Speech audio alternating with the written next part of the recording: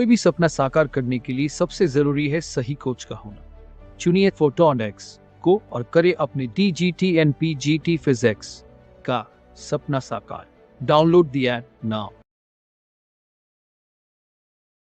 तरह का ग्राफ ना थ्रू आउट ऑफ चैप्टर चलने वाला है कि एक एक्स एक्सिस और एक वाई एक्सिस, तो फेमिलियर हो जाओ भाई इससे। ये मेरे पास में ओरिजिन है।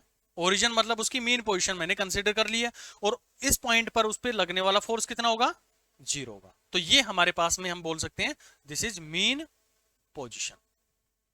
और ये जो x की वैल्यू हम कैलकुलेट कर रहे हैं ये मीन पोजीशन से कैलकुलेट करी जाती है। तो मीन पोजीशन से मैं यहां पर पहुंचा, जैसे मैं इस पॉइंट पर पहुंच रहा हूं, इस पॉइंट पर पहुंचा मैं इस तरफ जाते हुए, तो मैंने x को क्या लिया? पॉजिटिव लिया है। 1 metre, 2 metre, 3 metre, 4 metre, 5 metre पर मैं जाकर उसको चेक कर रहा हूं कि वहां पर फोर्स क्या लगेगी।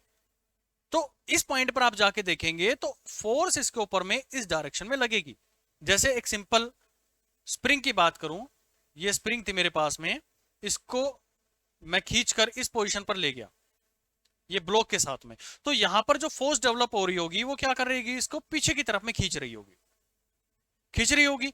तो मैं x इस डायरेक्शन में यानी कि पॉजिटिव साइड में गया हूं, लेकिन उसके ऊपर में जो फोर्स लग रही है वो कैसी लग रही है? नेगेटिव लग रही है। यानी कि वो ऑब्जेक्ट को रीस्टोर करवाने की कोशिश कर रही है। किस पोजीशन पर? उसकी मीन पोजीशन पर।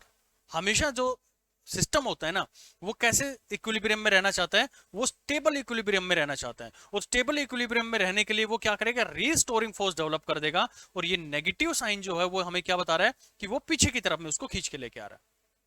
अच्छा, अब मैं x को अगर नेगेटिव रख देता हूं, तो x नेगेटिव रखने से माइनस के इंटू में यहां पर कोई भी वैल्यू ली मैंने, मान लेता हूं कि 1 मैंने ले लिया, और यहां पर n की वैल्यू 1, 3, 5 इस तरह से आएंगी। तो इन पूरे का आप करेंगे तो क्या निकल के आएगा? ये नेगेटिव वैल्यू हमेशा निकल के आएगी। और बाहर क्या रहेगा? ऑलरेडी एक मेरे पास में नेगेटिव है, तो नेगेटिव नेगेटिव क्या आ जाएंगे? पॉजिटिव हो जाएंगे। तो ये वैल्यू हमारे पास में हो गई है पॉजिटिव। तो इस केस में देखो आप कि जब मैं x को नेगेटिव मान रहा हूं, x को पॉजिटिव मान रहा हूं, तो नेगेटिव केस के अंदर में पॉजिटिव फोर्स लग रही है। जैसे यहां पर मैं इस डायरेक्शन में जाना चाहूं, तो मैं x को क्या कर रहा हूं? नेगेटिव जा रहा हूं, क्योंकि x हमारे पास में डिस्प्लेसमेंट है, और डिस्प्लेसमेंट है is a vector quantity which has 0, negative value and positive value also। तो जब मैं इस डायरेक्शन में बॉडी को मूव करवा रहा हूं, तो मैं x नेगेटिव करता जा रहा हूं, यानी कि मैं मीन पोजीशन से पीछे की तरफ में जा रहा हूं। तो जो इस पे फोर्स डेवलप हो रहा होगा, जैसे मैं स्प्रिंग को इस साइड में लेके जाऊं मान लो, तो ये जो फोर्स इसके ऊपर में डेवलप हो रहा होगा उस ऑब्जेक्ट के ऊपर में, तो वो वापसी अपने मीन पोजीशन पर लाने की कोशिश करेगी। जैसे इसको हमने खींचा, ये इसकी मीन पोजीशन थी, तो आगे ले गया तो इसके ऊपर पीछे लग रहा है। और जब मैं यहां पर इसको कंप्रेस कर दूं, मान लो मैं इस साइड में इसको दबा दूं, ये दबाकर मैं इस पोजीशन पर ले आऊं, तो ये क्या करेगा? इसको धकेलने की कोशिश करेगा, यानी कि इसके ऊपर में फोर्स कहां डेवलप करेगा? वो टुवर्ड्स द ओरिजिन डेवलप करेगा। और जो राइट साइड में फोर्स लगेंगी उस पॉइंट, उस ऑब्जेक्ट के ऊपर में, तो वो कैसा नेचर रखेंगी? वो हमारे पास में पॉजिटिव नेचर रखेंगी। और वही हमारे पास में निकल के आया कि जब हमारे पास में x नेगेटिव है, यानी कि जो मेरी मीन पोजीशन है, मीन पोजीशन से मैं नेगेटिव साइड में जा रहा हूं, तो वहां पर पॉजिटिव फोर्स लगेगा, यानी कि वो ओरिजिन की तरफ खींचेगा। और जब मैं पॉजिटिव साइड में जा रहा हूं, तो वो उसको पीछे की साइड में खींचेगा, यानी कि बैक साइड में फोर्स लगाएगा, नेगेटिव डायरेक्शन के अंदर में उसके ऊपर में फोर्स डेवलप हो जाएगी। तो ये हमारे पास में होता है कि जो भी ऑसिलेटरी मोशंस होते हैं, वो अगर बात करें तो किस तरह का इक्विलिब्रियम अटेन करने की कोशिश करते हैं, या फिर किस तरह का वो इक्विलिब्रियम होता है। तो ये हमारे पास में मोशन आर स्टेबल इक्विलिब्रियम। ये क्वेश्चन आप लोगों से पूछा जा सकता है कि ऑसिलेटरी मोशंस किस तरह का नेचर रखते हैं। So these are stable equilibrium. I hope यहां तक आप लोगों को क्लियर आ गया होगा, एक इमेज तैयार हुई होगी कि जो ऑसिलेशंस की बात कर रहा हूं, ऑसिलेशन का एक्चुअल इक्वेशन ये होता है, लेकिन उसमें आप बात करें कि मैं पॉजिटिव वैल्यू ले लूं या फिर नेगेटिव वैल्यू ले लूं, तो फोर्स उसके ऊपर में किस डायरेक्शन के अंदर में डिजाइन होता है।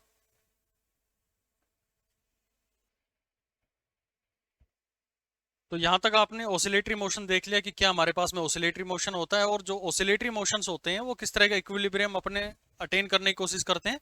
वो स्टेबल इक्विलिब्रियम होता है, उसको अटेन करने की कोशिश करते हैं।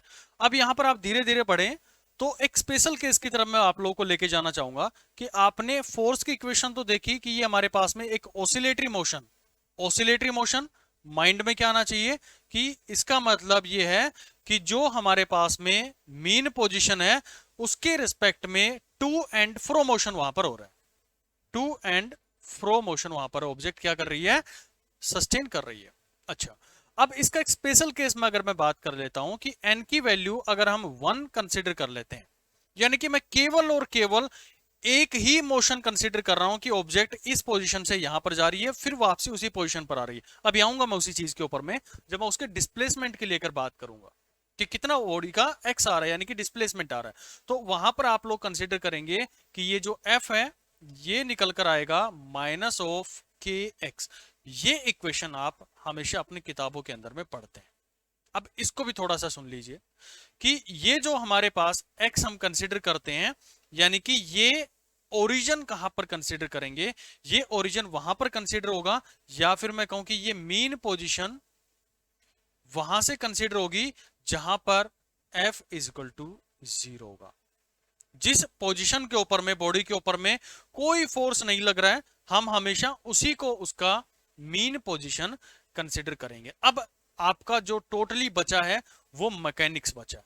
अब कुछ नहीं रहा हमारा इसकी थ्योरी के बीच के अंदर में, अब टोटली मैकेनिक्स है। अब मैकेनिक्स को धीरे धीरे पढ़ें, जो हमने पीछे चीजें पढ़ी थी। आपने एक इक्वेशन डिजाइन करी, दैट इज माइनस के एक्स आपने डिजाइन कर लिया। अब ये आप देख पा रहे हो तो एक रिलेशन सेटअप है।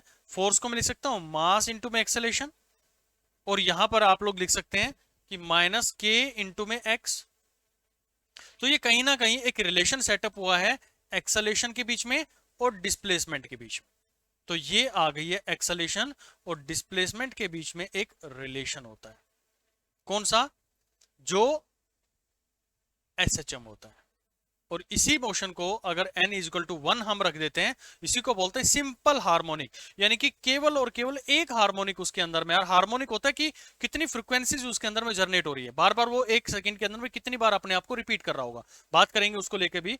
जो हमारे पास में वेव आएगी तो वेव इन्हीं हार्मोनिक्स का एक समेशन होगा। जब मैं डिस्प्लेसमेंट पर लेके जाऊंगा उससे थोड़ा और बेहतर तरीके से आपको क्लियर आएगा। लेकिन अब ये समझो कि मैं फोर्स की इक्वेशन से उसको समझना चाहूं तो इसके अंदर में मैं n की वैल्यू अगर 1 पुट कर देता हूं तो वो जो इक्वेशन बनेगी, यानी कि वो एक ऑसिलेशन जो बनेगा, जो टू एंड फ्रो मोशन कर रहा है अपनी मीन पोजीशन के रिस्पेक्ट में।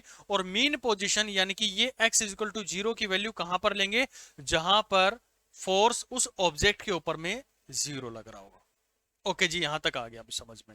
अब देखो, अगर ये मेरे पास में एक्सेलेरेशन, डिस्प्लेसमेंट और वेलोसिटीज के बीच में एक रिलेशन सेटअप करना चाहूं तो वो आप भाई अच्छे से समझ लेना, क्योंकि बार बार इसकी हमें जरूरत पड़ने वाली है। ये मेरे पास में ग्राफ था, एक्स पोजीशन, वाई पोजीशन, वो आप लोग समझ गए होंगे। मैं इस ओरिजिन से चलना शुरू किया,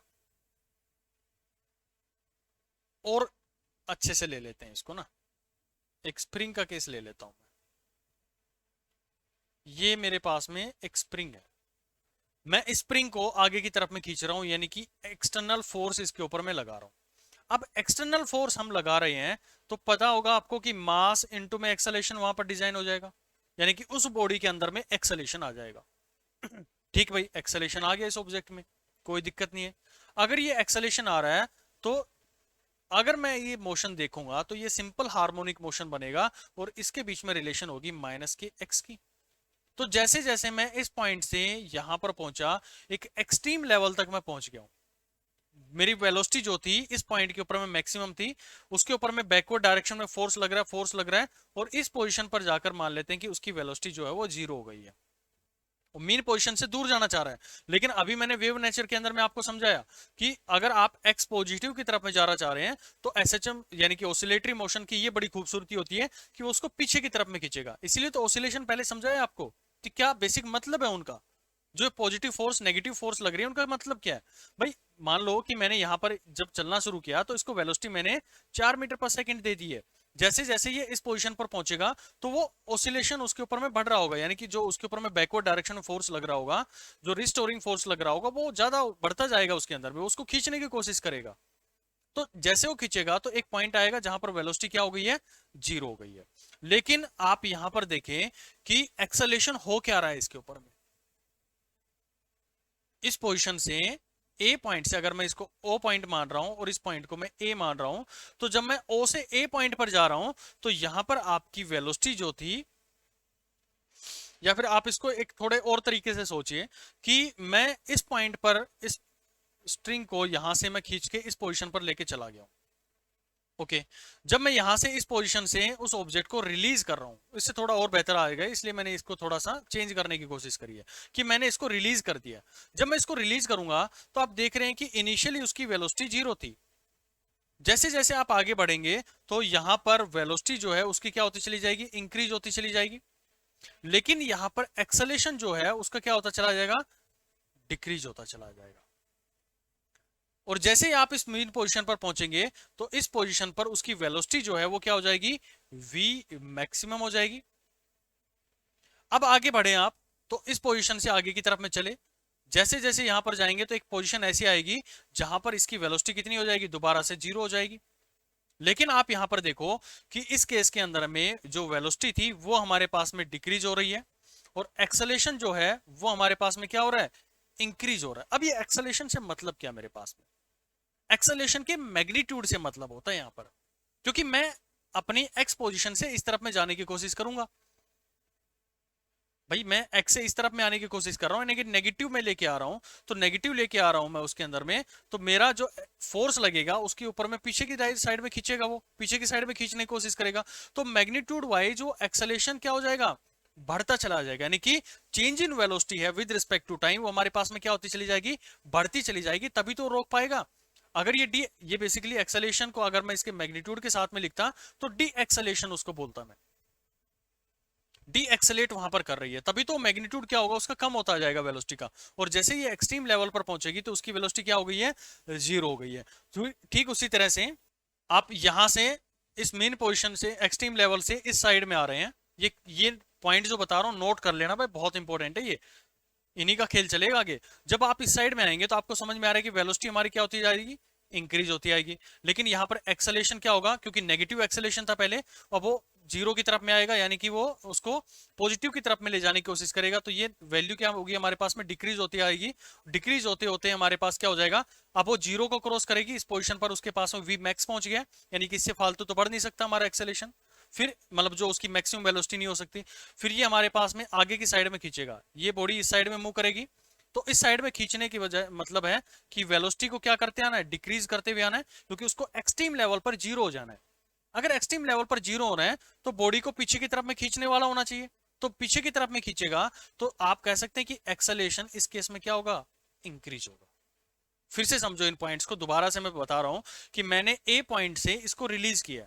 जब मैं ए पॉइंट से रिलीज किया तो वेलोसिटी धीरे धीरे आपको समझ में आती है कि वेलोसिटी 0 थी, 1 हुई, 2 हुई, 3, 4, 5 इस तरह से हुई।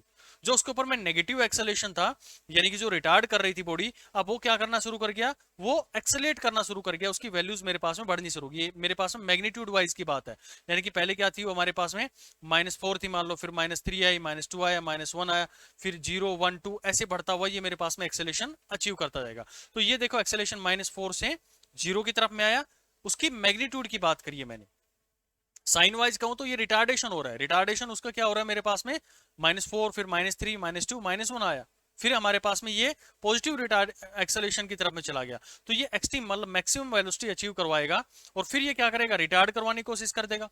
तो रिटार्ड करवाएगा उसको मैग्नीट्यूड को क्या होना पड़ेगा, इंक्रीज होना पड़ेगा।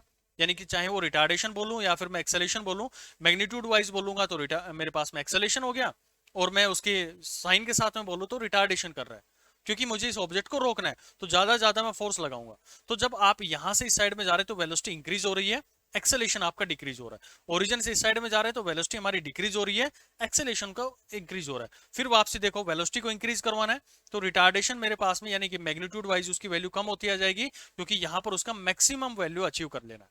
और मैक्सिमम वैल्यू अचीव करेगा यानी एक्सेलेरेशन मेरे पास में क्या हो गया, कांस्टेंट हो गया। फिर वो क्या करेगा, इंक्रीज करने की कोशिश करेगा इन द नेगेटिव डायरेक्शन, तो उसका मैग्नीट्यूड इंक्रीज हुआ, वेलोसिटी मेरे पास में डिक्रीज होनी शुरू हुई, तो ये वैल्यू यहां पर क्या आ गई है, 0 आ गई। तो ये साइकिल जो है हमारे पास में उस पर्टिकुलर एसएचएम के अंदर में चलती रहती है। तो अब इस पूरे कंक्लूजन से हम 2 पॉइंट निकाल कर लेके आए हैं कि जो ऑब्जेक्ट है उसका वी मैक्स कहां पर होता है, यानी कि मैक्सिमम वैल्यू इस पूरे मोशन की, जो एक हमारे पास में एसएचएम बना है या फिर एक ऑसिलेशन बना है इस मीन पोजीशन के रिस्पेक्ट में, वो टू एंड फ्रो मोशन कर रहा है, तो वी मैक्स जो होती है वो होती है हमारे पास में एट ओरिजिन बोल दो, या फिर बोल दो जो मीन पोजीशन होती है। तो मीन पोजीशन के ऊपर में हमेशा वेलोसिटी जो होती है वो मैक्सिमम होती है, बड़ा इंपॉर्टेंट पॉइंट है ये। ठीक उसी तरह से जो सिंपल पेंडुलम मेरे पास में छोड़ू मैं यहाँ से, तो ये जब यहाँ पर आएगा तो इसकी वी मैक्स होगी, फिर इसकी वेलोसिटी यहाँ पर पहुंचेगा, फिर ये डिक्रीज होता है, ऐसे डिक्रीज होता है जाएगा। ठीक है, तो ऐसे वो वेलोसिटीज क्या होती आ रही है, डिक्रीज होती आ रही है। ठीक उसी तरह आप बात करें कि एक्सेलेशन जो मेरे पास में है, मैक्सिमम एक्सेलेशन कहाँ पर होगा, आप यहाँ पर देखें तो ये एक्सेलेशन मेरे पास में मैक्सिमम है। जब ये इस पॉइंट पर पहुंचेगा तो ये एक्सेलेशन मेरे पास में मैक्सिमम हो गया। तो ये एक्सेलेशन मैक्सिमम हुआ तो कौन से पॉइंट्स पर हो रहा है, यानी कि उस पॉइंट पर पहुंचने के बाद में वो या तो मैक्सिमम रिटार्ड करवाने की कोशिश करेगा या फिर मैक्सिमम एक्सेलेरेट करवाने की कोशिश करेगा। जैसे इस केस में हुआ कि जब मैं इस पॉइंट पर पहुंच गया तो ये एक्सेलेशन को क्या कर रहा है, मैक्सिमम पहुंच गया। उसकी वेलोसिटी जब 0 पर पहुंची तो ये मैक्सिमम एक्सेलेशन था उसका, उससे ऊपर नहीं बढ़ सकता। फिर वो वापसी आएगा तो उसका एक्सेलेशन डिक्रीज होता जाएगा। तो जो एक्सेलेशन मैक्सिमम होता है ये हमारे पास में होता है एक्सट्रीम लेवल पर, या फिर कहें कि जो एक्सट्रीम पॉइंट्स होते हैं उनके ऊपर ये मैक्सिमम होता है। ये की पॉइंट आप लोग ध्यान रखेंगे, छोटे छोटे क्वेश्चन यहाँ से पूछे जाते हैं। अच्छा, इसमें एक पॉइंट और निकाल सकते हैं हम।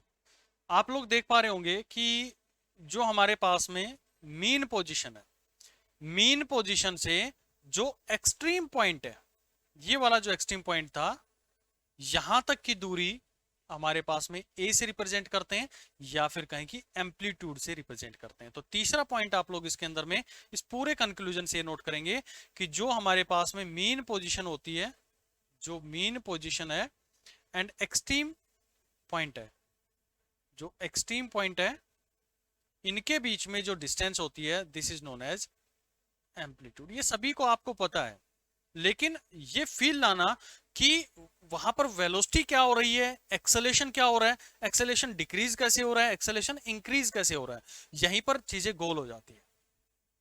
तो ये आप अच्छे से क्लैरिटी ले लें कि मैं अगर इस केस में बात करूं कि मैं मीन पोजीशन से राइट साइड में जा रहा हूं, क्योंकि मैंने रिलीज वाला क्यों केस लिया, किसी के दिमाग में रह गया होगा जी यहां पर वेलोसिटी कैसे आ गई है, तो मैंने आपको सिंपल बताया कि मैंने उसको रिलीज कर दिया। जैसे स्प्रिंग थी, मैं इस पोजीशन पर लेके गया और उसको छोड़ दिया, तो ये क्या करेगी, ऐसे पीछे जाएगी, फिर वापसी आएगी, फिर ऐसे आगे आएगी, फिर पीछे ऐसे घूमती रहेगी, यानी कि ऐसे आगे आई, फिर पीछे गई मीन पोजीशन से, फिर मीन पोजीशन से वापसी फोर्स लगेगा, क्योंकि ऑसिलेशन मोशन का यही तो बड़ी खूबसूरती है कि वो पीछे एक्स से पीछे की तरफ में जाएगा तो वो आगे की तरफ में खींचेगा, आगे की तरफ में जाएगा तो पीछे की तरफ में खींचेगा।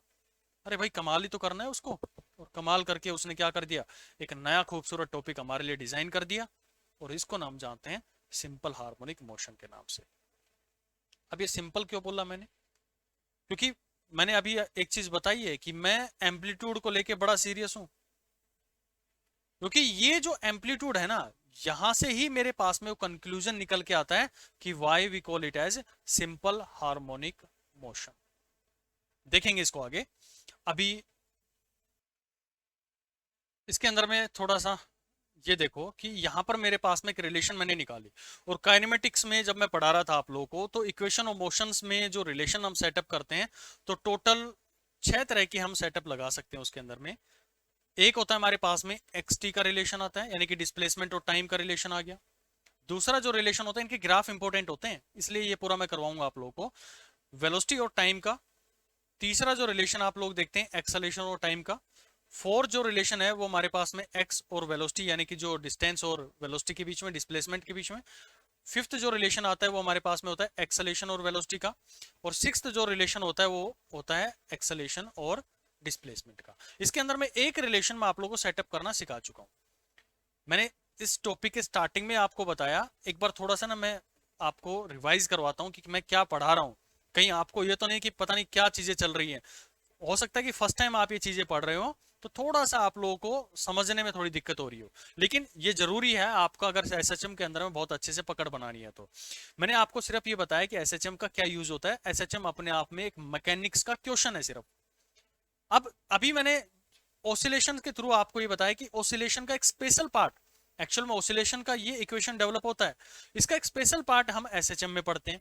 और इन ऑसिलेटरी मोशंस की खूबसूरती होती है जो यहां पर मैंने आपको सिखाया ना, ये क्या, ये फोर्स को पॉजिटिव नेगेटिव करना सिखाया, यहां पे मैं ये दिखाना चाह रहा था, और ये अभी समझ भी गए होंगे आप कि ऑब्जेक्ट स्प्रिंग मेरी आगे गई, पीछे क्यों आ रही है, क्योंकि वो ऑसिलेशन की एक प्रॉपर्टी है। और वो कहां से प्रॉपर्टी डेवलप होती है, वो इन इक्वेशन के थ्रू डेवलप होती है कि वो पीछे की तरफ में खींचेगा, इधर गया लेफ्ट साइड में गया तो उसको पीछे की साइड लेके आएगा वो। तो ये फोर्स हमारे पास में डेवलप हुआ। ठीक उसी तरह से उसका स्पेशल केस हमने लिया कि मैं अगर एन की वैल्यू को 1 रख देता हूं तो वो जो डेवलप होगी मेरे पास में इक्वेशन, उसको हम सिंपल हार्मोनिक मोशन के नाम से जानेंगे। सिंपल यानी कि एक ही हम उसकी वेव की। कोई भी सपना साकार करने के लिए सबसे जरूरी है सही कोच का होना। चुनिए फोटोन एक्स को और करे अपने DGT-NP GT फिजिक्स का सपना साकार। Download the app now.